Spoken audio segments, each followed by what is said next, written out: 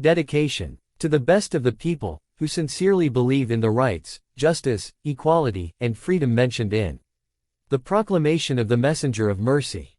Shares. Translators forward. In the name of Allah, the Beneficent, the Merciful.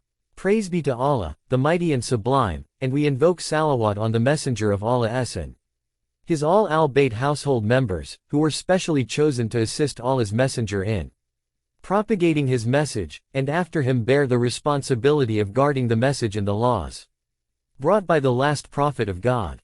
In 1962, Allama Sheikh Muhammad Jawad Mufnaya of Lebanon had written a very important book, As Shia wa al-Hakimun, in Arabic, which highlighted the plight suffered by Shias at the hands of the tyrannical rulers, whom some ignorant persons think to be the shadow of God on the earth. This book was subsequently translated into many languages. The present English translation is prepared from the Urdu version, entitled Shia Aur Habir Hukumran, translated by Rida Hussein Rizwani, who has also added scholarly footnotes to enhance its relevance in this present age. It has been nearly 45 years since the book was first published. Alhamdulillah, the English translation was completed on the 13th Rajab al-Maraj Jab, the day celebrated by Shias as the birthday of their first Imam, Ali ibn Abi Talib, through whom began the chain of infallible leaders that would continue till the end of the world. Wassalam. Syed Athar Hussein S.H. Rizvi. Al-Qalam Translators and Writers Bureau. Email. syedathat@hotmail.com. Dated 13 Rajab al-Marajab 1429 AH 17 July 2008. Shares. Forward. Bismillahir Rahmanir Rahim. In the name of Allah, the Beneficent, the Merciful. For a ruler, no matter how qualified and experienced he may be, it is impossible to rule with justice and equity, except that 1. He takes counsel from people, takes them into confidence, respects their aspirations and keeps them with him in matters of national interests. Or 2. He is aware of the fine points of the Sharia and is cognizant of the intricacies of worldly matters. He fully understands national exigencies and acts according to them. Also, he should have dedicated himself to the path of God and service to the community. He should take all the qualities to the level of perfection that the Shia school of thought considers necessary for a religious and a worldly leader. He should be the best among the people and must possess divine attributes, so that he can fulfill the duties of a divine representative on the earth. To say that disobedience of a ruler tantamount to disobedience of God is applicable to only this type of ruler. That if a ruler is bereft of these two conditions, he would naturally try to rule the society through force and compulsion, which would inevitably create oppression, extremism, constraints and injustice in the kingdom. Indeed, the Shia point of view regarding the ruler is absolutely correct from the academic aspect. However, even if you search the whole world, you will not be able to find such a ruler today. Therefore, it is necessary that the ruler of today should fulfill the functions of government without hurting national sentiments and without compromising national interests. Tussles between rulers and people are basically due to the conglomeration of all powers in a single despotic and tyrant ruler. Because of this, there is an increase in oppression, aggression, and corruption. Although under an authoritarian rule, aggression and oppression are heaped on people indiscriminately. Regardless of religion and faith, this book is only concerned with the oppression of the Shias throughout the ages. The reason for this is that from the point of view of Shia belief, one can become eligible for religious and political leadership only if he is immune from mistakes or is a person who fulfills the criteria of an infallible, based on his eligibility and personal merits. If he is not such, he has no right to rule in the name of religion. Yes, if the people trust that leader, and he fulfills the expectations of the community, he is eligible to rule in the name of the society and serve the community. 1. On the contrary, other schools of thoughts do not lay such conditions for a ruler. According to them, it is unlawful to revolt or rise against the ruler who rules in the name of religion, even though he may be a tyrant and a sinner. We have fully explained this subject in this book. Since the beginning of Muslim history, the rulers ruled in the name of Islam. According to the Shia faith, these rulers did not fulfill the criteria of rulership. This the Shias considered them usurpers and used to oppose them. As Shi'ism spread and gained wide acceptance among the people, the tyrant rulers began to have sleepless nights. Hence the Shias had to bear different types of persecutions at their hands. Obviously, no ruler, especially an autocratic one, can ever tolerate opposition from any section of the society. That is why, historically, Shias became targets of cruelties of the tyrant rulers, and those rulers pushed them to the wall. They tried to crush the Shias completely so that none remains to voice opposition against their rule. The book in your hand exposes the severe and ghastly behavior that the tyrannical regimes employed with the Shias. This book discusses this shameful conduct of these people that resulted in the weakening of Islam and the Islamic unity, and which created, among the Muslims masses, hatred and animosity against Shia Muslims. And this continued to exist for many centuries. Also, in this book, we have described the tyrannies of those rulers who killed national aspirations and violated the rights of the real legitimate rulers, illegally occupying the seats of power. This work is also concerned with the sacrifices of those who dared to oppose the tyrants and who laid down their lives and sacrificed their close and dear ones on the altar of justice. At last, their sacrifices bore fruits, resulting in regimes being overthrown, rulership and autocracies declining, and tyrant rulers getting eliminated one after another and their power vanishing. The Shias accord great importance to the qualities necessary for a religious ruler. They have recorded these points in their books of jurisprudence and faith. Shia scholars impart the same teachings to their students in the religious seminaries. They disseminate the same concepts to people at religious gatherings and during sermons. Shia sources say that a ruler who rules in the name of religion, but fails to fulfill one of the above conditions, is an enemy of God, His angels, and His prophets. In this matter the Shias do not differentiate between Shia and Sunni rulers. Rather, in their view, the crime of a Shia ruler who does not rule properly is more serious because he is acting against the principles of his faith. In this matter, Shi'ism does not consider that mere knowledge and justice of the ruler is sufficient, and according to Shia faith, it is even unlawful to give precedence to an inferior person in presence of a superior one. 2. Thus, if inferior persons occupy the seats of power, despite there being eligible persons superior to them, they shall be deemed usurpers. So, we can say with certainty that according to the Shia beliefs, the Buwayhid, Fatimid, Hamadanid and Safavid governments three were not Islamic rulership. The merely political rulership. The Umayyad and Abbasid caliphs were also political, and not religious, rulers. It will not be out of place to mention here that from the religious point of view, the Shias are not opposed to a government established through consensus, which protects human rights, defends the national boundaries, and administers the country in a competent manner. However, such governments have no right to interfere in religious matters.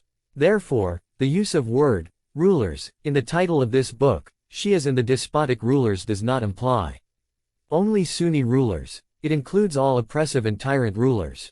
It must also be mentioned that the hardships to which the Sunni rulers subjected the Shias were due to political reasons and it had no connection with religious matters. In short, the aim of writing this book is so that the reader should have freedom in his beliefs, expression of opinion and action, and he may thus act according to his conscience. For him achieve this aim, if the need arises, he must be prepared to lay down his life and sacrifice even something more than that. If this book achieves the goal that I aspire, I will know that my labors are not wasted. If it does not, I would consider that it is due to my shortcomings. A deep research of history has led me to conclude that if the rulers had not been authoritarian and oppressive, Islam would have spread in such a manner that today you will not find a single non-Muslim in the whole world. The final point is that when people reach the corridors of power, they undergo such a transformation that they lose all the good qualities. Look at those politicians, who before coming to power, were considered reliable by the people and who were looked upon to be such that they would not break the high moral principles. Once they attain power they start talking about diplomacy and exigency. The only exceptions to this rule are those whom Allah protects against deviation. But such personages are only a handful. I pray to the Almighty Allah that for the sake of Muhammad and Al Muhammad, He bestows upon us the good sense to acquire fine qualities and moral virtues.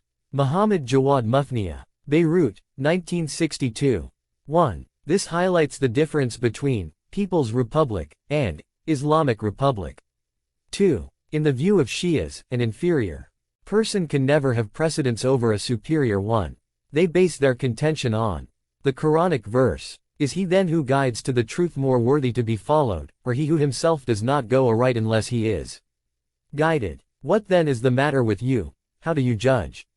10:35. The follower of Zayd, the martyr, used to consider Ali to be superior.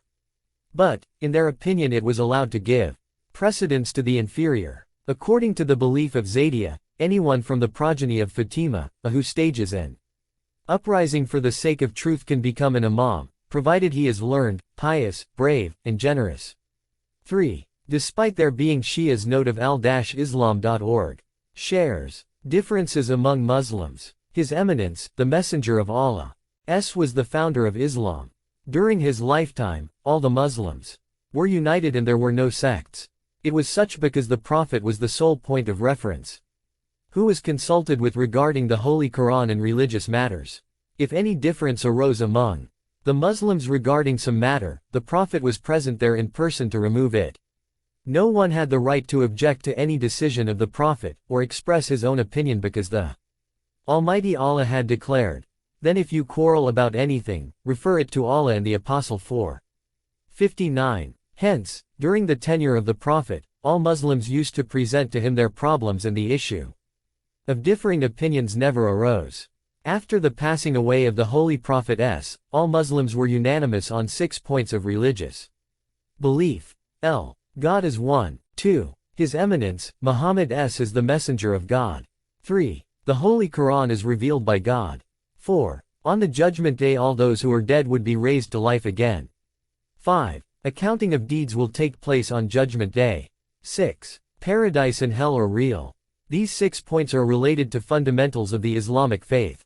As far as religious rituals are concerned, like prayers, fasting, the Hajj pilgrimage and the Zakat tax, the Messenger of Allah himself demonstrated their methods. Nevertheless, there arose differences among the Muslims on issues, in which ijtihad one can be practiced. These issues were related to the details of beliefs and matters of Islamic jurisprudence. However, such differences did not change the basis of one's being a Muslim, and did not remove one from the pale of Islam because 1. The difference pertained not to the oneness of being but to the oneness of qualities. That is, whether the qualities of Allah are inherent in his own being or in addition to his being. 2. The difference is not about the messengership of His Eminence, the Holy Prophet but about his infallibility, that is whether he was infallible before his appointment as prophet, or his infallibility began only when he was appointed as a divine messenger. 3. Difference didn't arise regarding the authenticity of the Holy Quran, but about its being created or eternal. 4. Differences didn't crop up about the occurrence of resurrection. It is about whether human beings will be resurrected with their original bodies, or only their souls shall be made to account for their deeds. Also, there was no difference about the prayers being obligatory. The difference arose over whether the chapter of Quran Surah is a part of the prayers, or otherwise. So, difference over such matters do not become the cause of one being expelled from Islam. Neither can it be said that he is not a follower of the Holy Prophet. Major Muslim sects. After the departure of the Holy Prophet, differences developed among the Muslims over some principles of Islam that refer to faith and spiritual matters. Differences also developed over secondary matters that refer to articles of acts being obligatory, unlawful, or permissible. The Mu'tazila and Ash'ira sects came into existence due to differences over the fundamentals of faith. But these differences were not about jurisprudence that are related to deeds.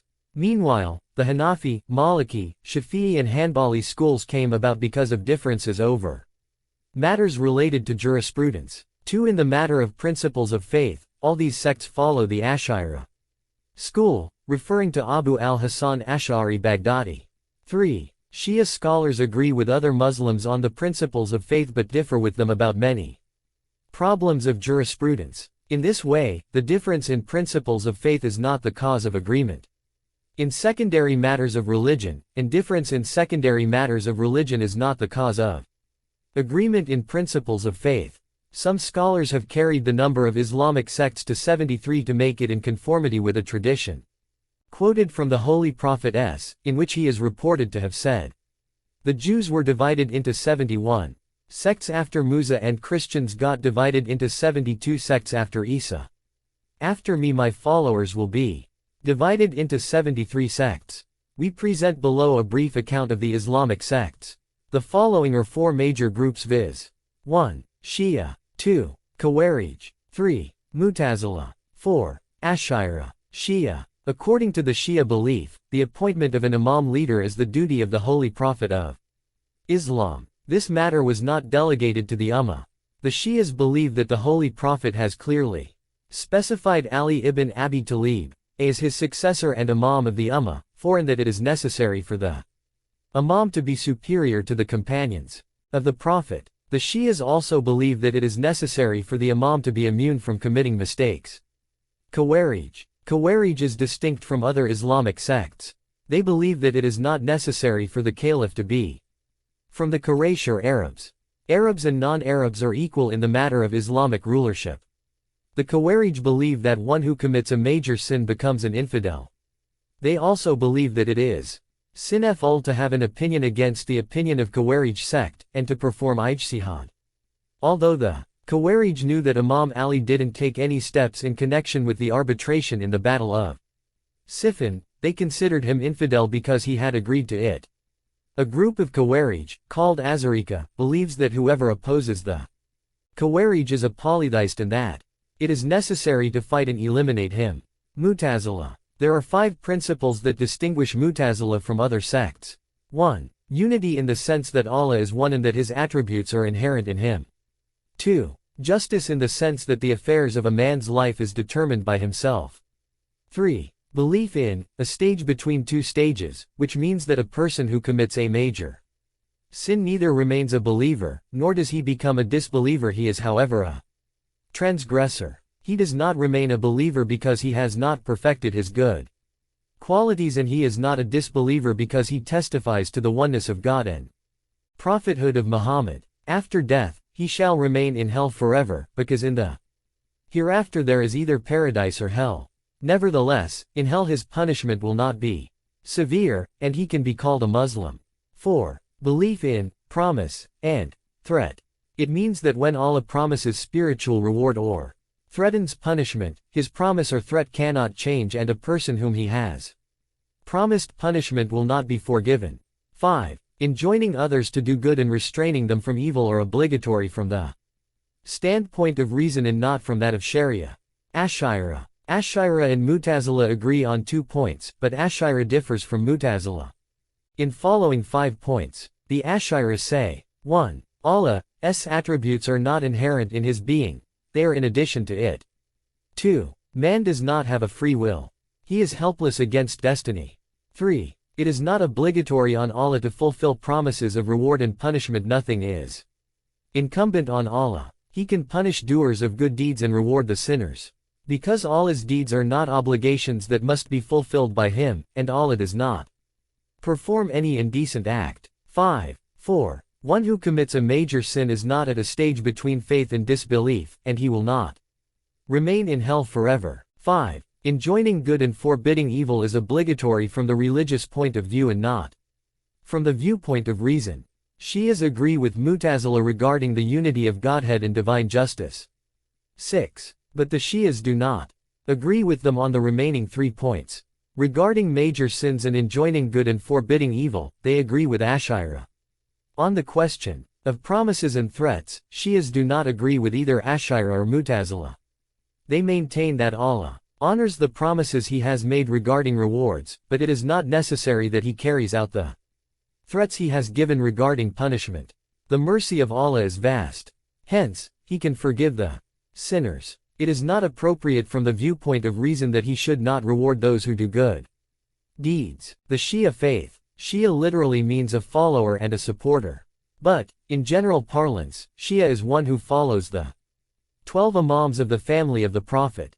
The first of among them is Ali, and the last being the promised Mahdi. The Quran says, "And most surely Ibrahim was his Nas." Shia 37:83. According to historians and theologians, Shia is the sect that has love and devotion for Imam Ali and his descendants, and we mentioned earlier that Shias believe that it is obligatory to specify the Imam and that the Prophet specifically stated that Ali would be his successor. Beginning of Shi'ism. Some people say that Shi'ism began as a consequence of a political issue that has no relation with Islam. This is completely wrong. The origin of Shia faith was due to a religious matter that had not the least connection with politics. The sources of Shia faith are sayings and practice of the Prophet. The Holy Prophet chose Imam Ali for cooperation and brotherhood. He had taken care and nurtured him since childhood, trained and educated him. All his life he had never criticized Imam Ali, nor did he ever call him to account on anything. Imam Ali represented the Prophet at some important occasions. And in difficult situations, it was only Imam Ali who communicated the beginning verses of Surah Bara'at to the polytheists on the occasion of Hajj. The Holy Prophet chose Imam Ali to kill Amr ibn Abd Wad in the Battle of the Ditch and to kill Marhab during the Battle of Khaybar. He took with himself Ali, Fatima, Hassan and Hussein at the event of imprecation Mubahila against the Christians of Najran, Yemen. It was Imam Ali who mounted the shoulders of the Holy Prophet and destroyed the idols in the Holy Kaaba on the day of the conquest of Mecca. It was Imam Ali who was along with the Holy Prophet under his cloak.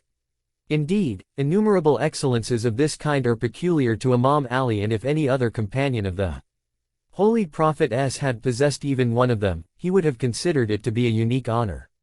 As regard the remarks of the Holy Prophet about Imam Ali, it must be remembered that on many occasions he specifically mentioned the virtues of Imam Ali and announced him to be his caliph after him. The first declaration by the Holy Prophet about caliphate was made at the time of the revelation of the verse of warning, and he had invited 30 men of his clan to dinner.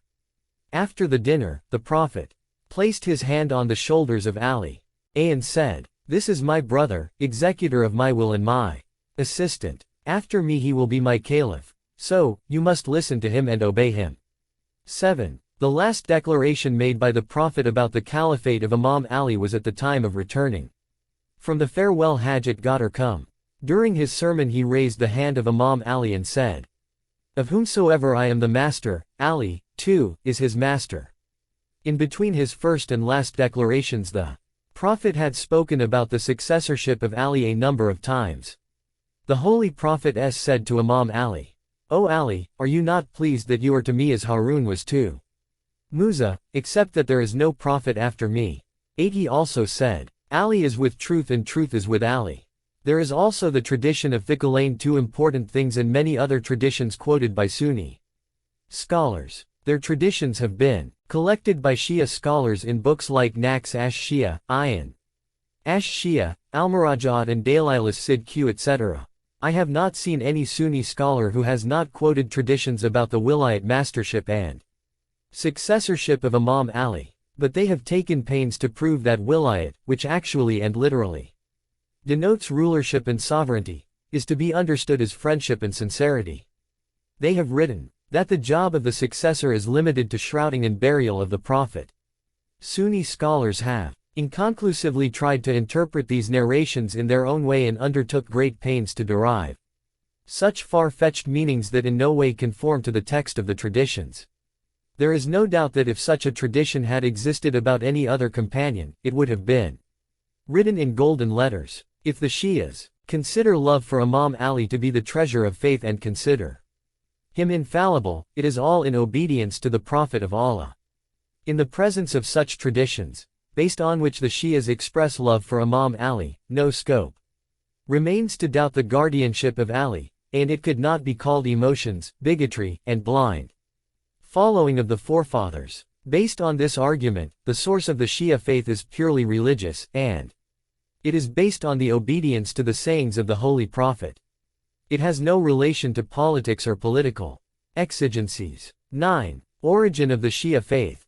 Egyptian writer, Sheikh Abu Zahra writes in Al-Mazahib ul-Islamiyya that Shi'ism is the oldest political school of Islam. This political school came into existence during the period of Uthman and was completed during the Caliphate of Ali.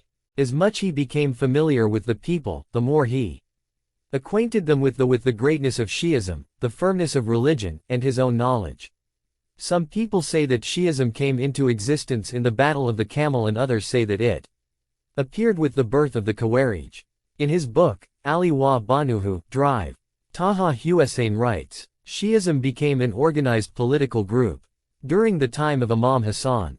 However, the fact is that Shi'ism came into existence simultaneously with the explicit declaration by the Prophet of the Imamate of Ali, and with the belief of some companions of the Prophet in the virtues of Imam Ali. According to the statement of Ibn Abul Hadid, Ammar ibn Yasir, Miqdad ibn Aswad, Abu Ayyub Ansari, Buraidah, Habir ibn Abdullah Ansari, Ubay ibn Ka'ab, Huzaifa ibn Yaman, Sahl ibn Hunayf, Uthman ibn Hunayf, Abu al-Haytham ibn Tayhan, Abi Tufail, and all the Hashemites were Shias. Followers of Ali. Allama Sheikh Muhammad Hassan Muzaffar, in his book Tariq Shia, quotes from Muhammad Kurd Ali's Qudatush Sham, 10 that among the prominent companions of the Prophet who supported Imam Ali during the time of Prophet was Salman al-Farsi. He used to say, "We took oath of allegiance to the Prophet, who was a well-wisher of Muslims, and we were among the Shias of Ali." Abu Sa'id Khudri is reported to have said, "The Holy Prophet ordered the people 5 things. They acted on 4 and abandoned the 5th.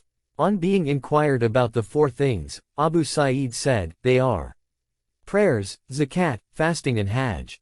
Then he was asked, which is the 5th thing that was abandoned? He replied, Wilayat of Ali.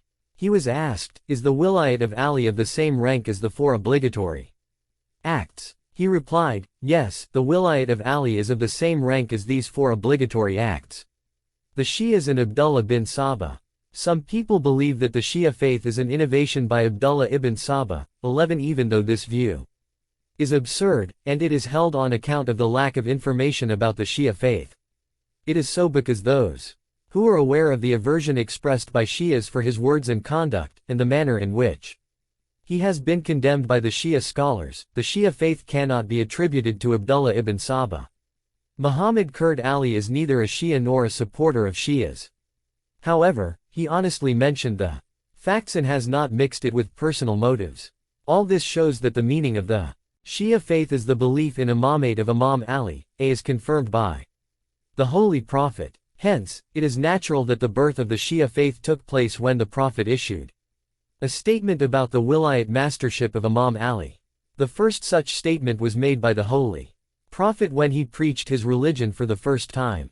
The origin of Shia faith was, therefore, concurrent with the advent of Islam and the appointment of the Prophet to prophethood. Why Imam Ali, or remained silent? It is often asked why, if Imam Ali had been nominated for the caliphate by the Holy Prophet, why did he keep quiet when Abu Bakr assumed the caliphate, and why did he not raise any objection? This question has been repeatedly asked since the time of Imam Ali to the present day, and it was put to him also. Below is a gist of Imam Ali's view in light of what we have gathered from historical accounts. 1. Lack of support. 2. To safeguard Islam. 3. He's not keen on gaining political power.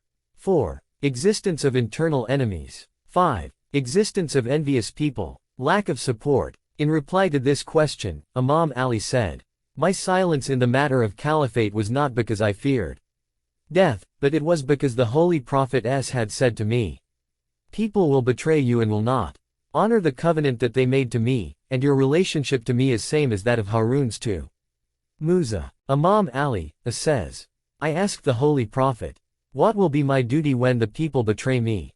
He replied, if there is some to support you, fight the people and acquire your right. And if you have no supporter, ignore them and protect your life so that you may leave the world as a victim." Imam Ali added, "I follow the example of 7 past prophets. First, Prophet Noah, when he said to his Lord, O Lord, I am one overpowered, do thou then help me. 54:10. Second, Prophet Ibrahim, who said, And I will withdraw from you in what you call on besides Allah. 1948. Third, Prophet Lut, who said, "Would that I had power to suppress you or that I could betake myself to some power